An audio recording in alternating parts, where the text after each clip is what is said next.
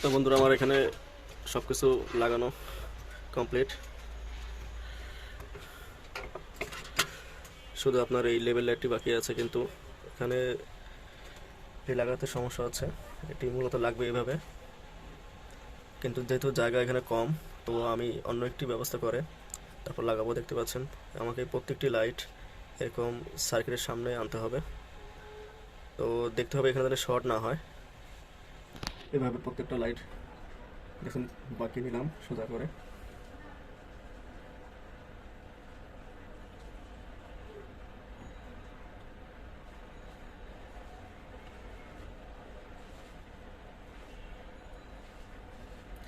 এটি এতটা সোজা রাখবেন সিরিয়ালি,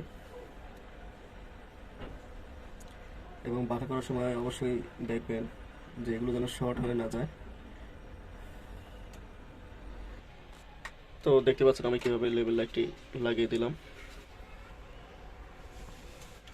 তো আমার মোটামুটি সবই লাগানো হয়েছে, শুধু বাকি আছে আপনার ফিল্টার ক্যাপাসিটর দুটো।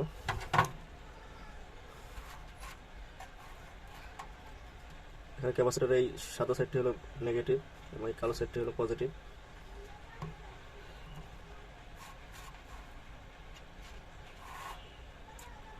তো এটি হলো পজিটিভ এবং এটি হলো নেগেটিভ। এটি পজিটিভ এবং এটি হলো নেগেটিভ। তো আমরা এখানে এই নেগেটিভ এবং এই পজিটিভ এই দুটো শর্ট করে দিব।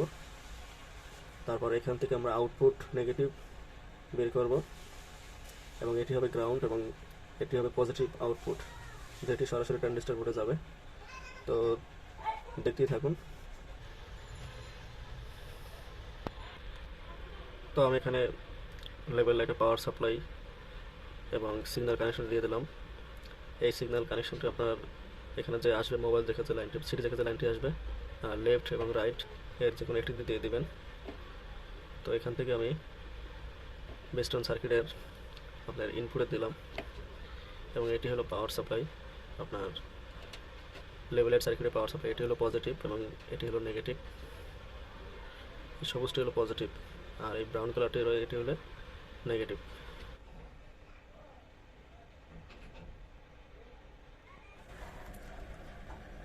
এখানে এই দুটি শর্ট করেছি। এটি হলো নেগেটিভ এবং লেফট এবং রাইট শর্ট করেছি এখানে। এটি সরাসরি আপনার বেস্টন সার্কিটের ইনপুটে যাবে। এখানে আপনার এখানে আসবে এই তারটি সরাসরি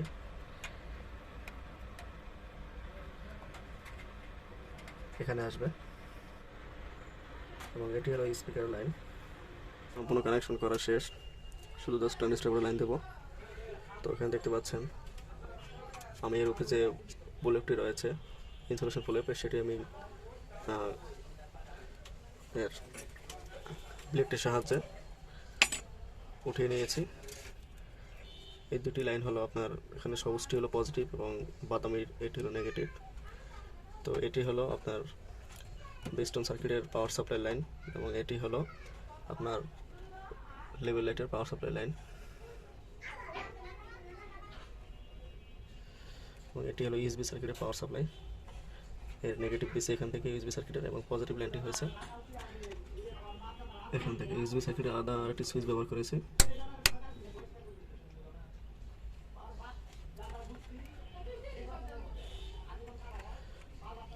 এখানে পাওয়ার সাপ্লাই, এই বেস্টন সার্কিটের নেগেটিভ হলো এখানে, এবং বেস্টন সার্কিটের যে পজিটিভ পাওয়ার সাপ্লাই হলো এটি।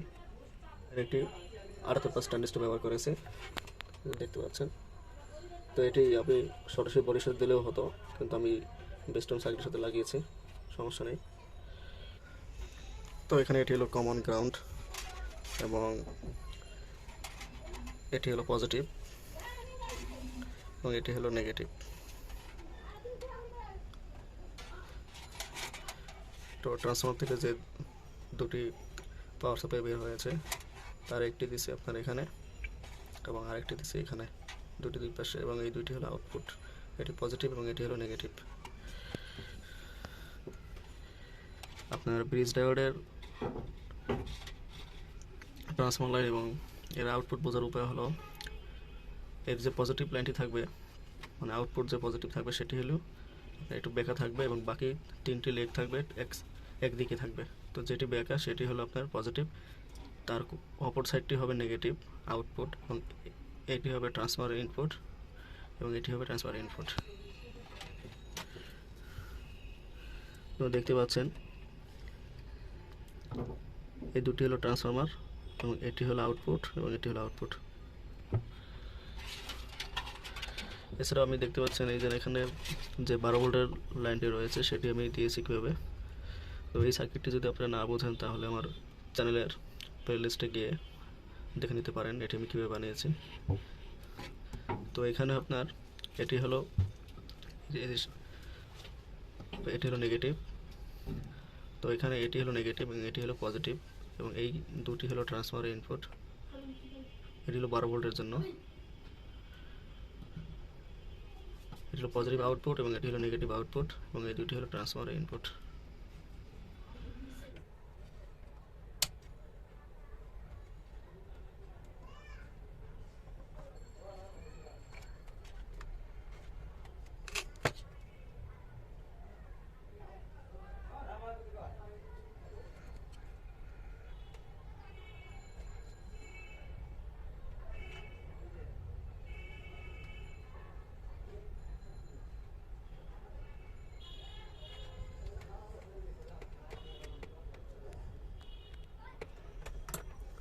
তো দেখতে পেলেন যে আমার কাঙ্ক্ষিত ভোল্টেজটি কিন্তু চলে এসেছে। তো আমি এখন ট্রানজিস্টর বোর্ডকে ফিটিং করবো এবং এর পাওয়ার সাপ্লাই দিয়ে দেবো। তো এই হচ্ছে আপনার বেস্টন থেকে যে আউটপুট হয়েছে ট্রানজিস্টর বোর্ডের ইনপুট।